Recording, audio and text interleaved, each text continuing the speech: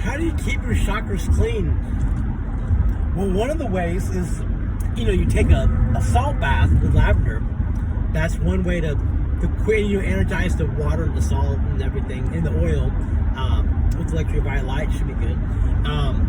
But you can also clean, you cut the cords on your chakras, but you also you can clean them with the laser crystal or use extractor crystals on your major chakras to help keep them clean.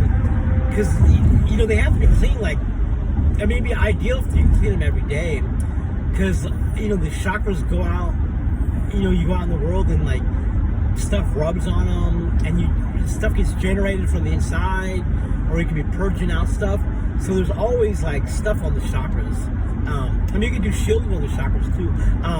But you clean it, you cut the cords, you use disintegrator, the long skinny crystal, and then use electrified light on each chakra.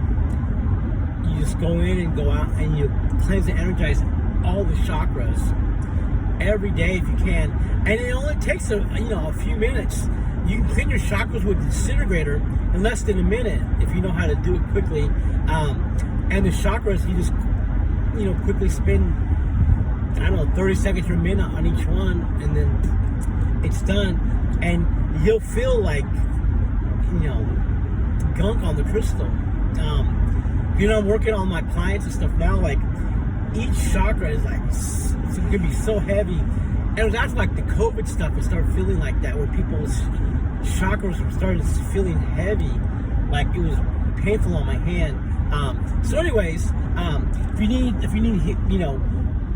need cleansing and energizing, you can check out the energy sessions on productlifestyle.com, or send me an email at rocky@productlifestyle.com, and we can get you in for a session. Have a good day.